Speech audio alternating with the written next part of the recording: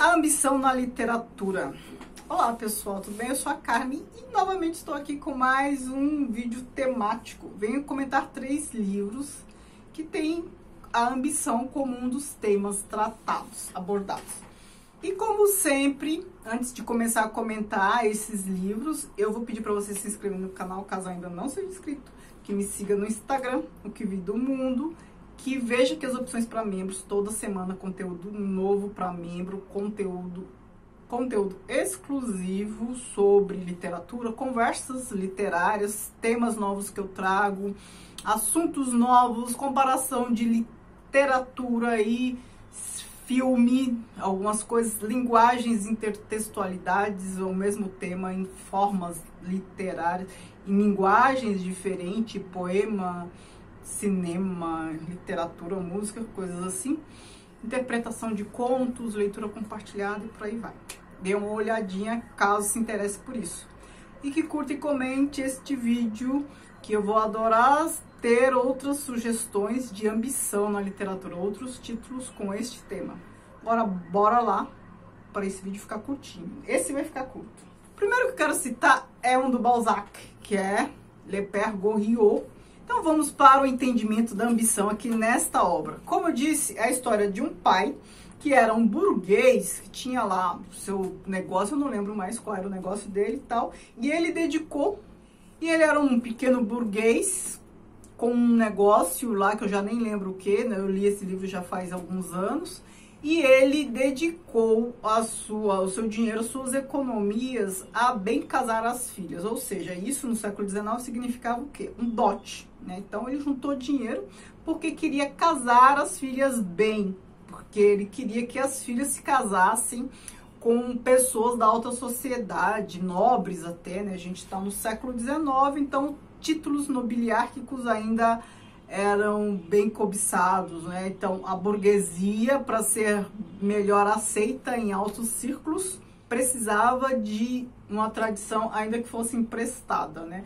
Ou seja, um bom casamento. E assim como a nobreza precisava de dinheiro também para manter ali seus gostos, seus luxos, então um bom casamento para um aristocrata era um burguês, uma burguesa no caso. Então, o dinheiro dele foi para isso, bem casar as filhas, né, dote e tal. E elas casadas, 2 filhas, eu não sei se elas tinham vergonha dele e tal, sei que elas não estavam nem aí para ele, de modo que ele foi morar na pensão. Ele já morava na pensão, tinha orgulho das filhas e tal.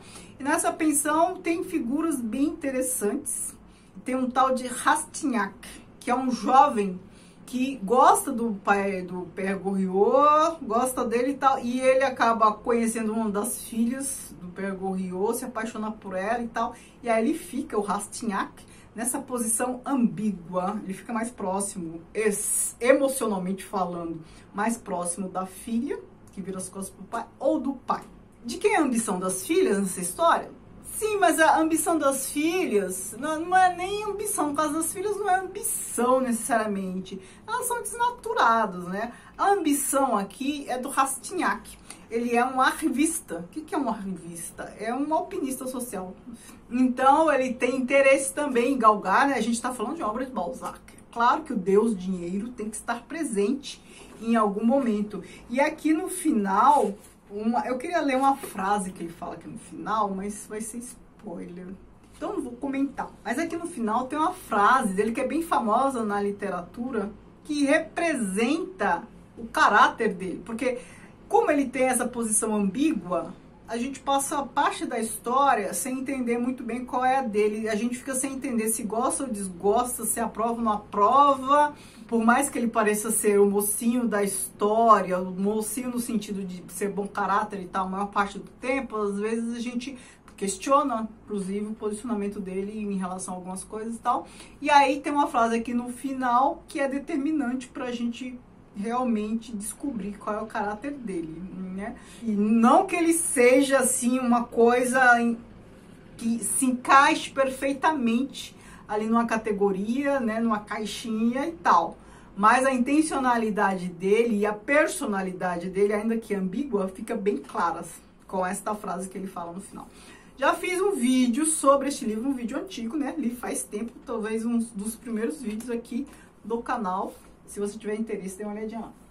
O outro que eu quero citar é Senhora, do José de Alencar. É o meu romance favorito do Alencar. É um romance que a gente percebe claramente que tem influência francesa, dos autores franceses Balzac e Flaubert. A gente sabe que esses autores influenciaram muito Alencar. Tem personagens de Alencar que se parecem muito com personagens de Balzac, também de Flaubert. O próprio Seixas daqui lembra muito o Rastignac daqui. E não só o Rastignac, o Lucien de Ilusões Perdidas e tal. Então, aqui a ambição é representada na figura do Fernando, esse que eu acabei de comparar ali com o Rastignac. Se o Rastignac é a personagem ambiciosa daquela obra, aqui, se eu falei que os dois são parecidos, aqui só pode ser o Fernando. O Fernando aqui, assim como o outro, é arrivista. E ele vem de uma família pobre. E a mãe e as irmãs trabalham para manter, é mais que sustentá-lo, porque quando a gente fala de sustento, a gente fala das necessidades básicas, né, de sobrevivência que precisam ser supridas. No caso dos Seixas, elas trabalham para mantê-lo no luxo, ou seja, com roupas, com objetos luxuosos, para que ele consiga um bom casamento, para que ele se mantenha frequentando a alta sociedade. Eu já fiz 2 vídeos sobre este livro aqui, um Pílulas de Interpretação e um outro, né, mais antigo, em que eu comento a história. Aqui, para mim, uma das melhores partes deste romance é uma parte que o quarto dele é descrito. E a gente percebe que uma coisa é o quarto, né, uma casa pobre, com uma mobília pobre, não sei o quê. E a outra coisa são os objetos ali descritos, que são luxuosos, que representam o quê? Ou foi comprado com o suor das mulheres ali da família dele, ou ele recebeu de mulheres da alta sociedade ali, com quem ele se envolvia. Os objetos que compunham sua imagem pública eram chiques. E os objetos ali da sua vivência, da parte interna ali da casa, eram pobres. Aí a gente tem essa ambiguidade, a gente tem essa oposição entre o externo e o interno. A ambição dele é essa, se casar bem e tal. Por conta disso que ele pretere a Aurélia, que era uma moça de quem ele gostava muito, mas que era pobre e ele precisava casar-se com alguém da alta sociedade. E o último que eu quero mostrar aqui é o primo Basílio, do Eça de Queiroz. Eça de Queiroz foi outro também que se inspirou muito em autores franceses do século XIX. Os mesmos ali citados no caso do Alencar, Flaubert e Balzac. Tanto que essa história aqui, o primo Basílio, se parece muito com Madame Bovary. A gente está falando de uma mulher infiel, tal, século XIX, contexto em que isso era veementemente condenado, essa prática. Qual é a ambição aqui? A ambição é da Juliana, né? Só para comprovar isso que eu acabei de dizer, a personagem Juliana é uma cópia, praticamente, da personagem Beth, do livro do Balzac, A Prima Beth. A Juliana é a empregada que trabalha lá na casa da Luísa. Luísa é a burguesa que trai o marido com o primo Basílio, que vai visitá-la, porque estava entediada e tal. E a Juliana, a empregada, descobre essa infidelidade e começa a chantagear a patroa. Ela chantageia porque ela acha que ela merece, ela tem ambição, ela quer mais, ela quer usar os vestidos da patroa, usar as coisas, e ela chantageia, ela faz com que a patroa faça o serviço dela, ela quer ficar na posição da patroa. É curioso que a Juliana é uma personagem muito bem desenvolvida, ainda que inspirada ou copiada, sei lá como queira, é uma personagem que faz com que esta ambição pareça algo realmente abjeto. Se a gente fizer uma análise materialista dessa situação, ora, a gente tem uma pessoa pobre trabalhando para outra que é rica, aquela condição de servidão ali. Não é natural que essa pessoa nessa condição subalterna ache injusto duas mulheres estarem em condições tão diferentes na mesma sociedade, no mesmo tempo, né? É natural achar injusto, porque é injusto, né? Do ponto de vista social, é injusto. É um conflito de classes que se impõe. Então, seria natural ela invejar a Luísa, querer o que ela tem, porque não é justo uma ter, a outra não. Não é natural e não deveria ser aceitável uma discrepância social tão grande. Mas a personagem aqui da Juliana, ela tem tantos defeitos que o fato de ela desejar essas coisas e o fato de ela perceber essa injustiça acaba tendo um tom pejorativo e tal. Então, com o caráter que ela tem, isso fica muito negativo, muito ruim, um defeito tal. É claro que quem escreveu essa história, um burguês do século XIX, não poderia ver a Juliana com outros olhos, fazendo uma análise fria aqui da questão do Eça de Queiroz. Ele não poderia ver a Juliana de uma outra forma por conta do seu lugar de fala.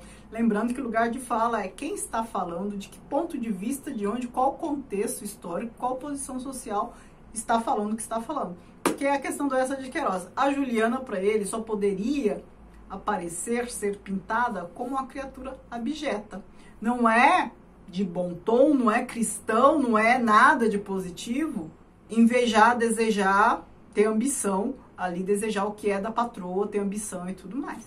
Agora, se você faz uma análise materialista, nada de errado com isso. Perceba que tudo depende do seu lugar de fala. Então, aqui temos 3 obras com personagens ambiciosas. Então, uma literatura francesa, do Balzac, outra literatura portuguesa, outra literatura brasileira. Ambas, todas elas, século XIX. E é por isso que há semelhança de personagens entre esses autores aqui que eu citei. Balzac, Eça de Queiroz, José de Alencar. Agora me digam quais outras obras têm ambição como tema, que não seja o principal, mas que ambição conste ali no enredo, no personagem, para eu atualizar esse quadro. Eu vou adorar a participação de vocês. Muito obrigada, beijos.